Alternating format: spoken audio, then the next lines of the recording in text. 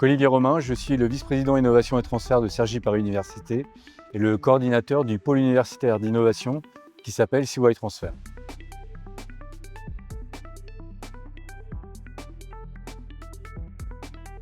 Donc aujourd'hui a eu lieu au Centre des Arts d'Anguin la deuxième édition des Assises de l'innovation. Assises de l'innovation, c'est une journée qui est dédiée à l'innovation sur 360 degrés. Cette année, pour cette deuxième édition, nous avons voulu la mettre en fait sur la thématique des sciences humaines et sociales et les innovations et le transfert liés en fait aux sciences humaines et sociales. Donc sur toute la journée, on a eu des tables rondes sur 3 sessions, une session sur les tech, une session sur tout ce qui est sport tech et une session sur les industries créatives et culturelles. Et en même temps, on a eu aussi une session spéciale où on a pu partager avec 5 autres PUI sur des outils, des programmes, des process, des initiatives qu'ils ont développées sur leur écosystème. On a terminé cette journée par une performance artistique et en même temps, on a pu remettre les prix de l'innovation qu'on a organisés dans le cadre en fait, du programme Startez cette année en 2025.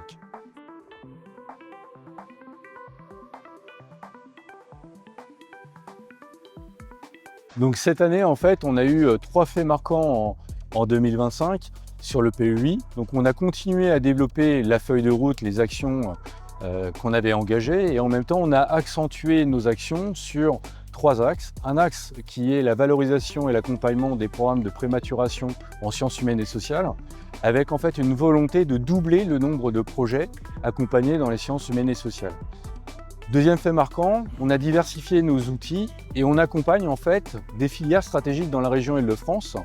Et les outils qu'on a créés, ce sont des clubs de partenaires industriels en lien avec la filière de l'eau. La filière de l'eau est une filière qui est d'importance vitale, que ce soit régionale, nationale ou internationale. Et on a placé en fait le positionnement de ce club sur la gestion durable de l'eau. On est en train de créer aussi le second club de partenaires industriels sur une filière aussi très importante pour le Val d'Oise, qui est en fait les cosmétiques, mais aussi pour la région Île-de-France. Et troisième fait marquant, on a pu opérationnaliser nos partenariats. Donc on s'était engagé lorsqu'on avait commencé le PUI à avoir des soutiens qu'on a transformés sous forme de partenariats. Et derrière ces partenariats, on les a opérationnalisés. Les derniers en date, c'est un partenariat avec Initiative et Réseau Entreprendre pour lequel on a signé en fin de journée aujourd'hui la convention de partenariat avec Initiative.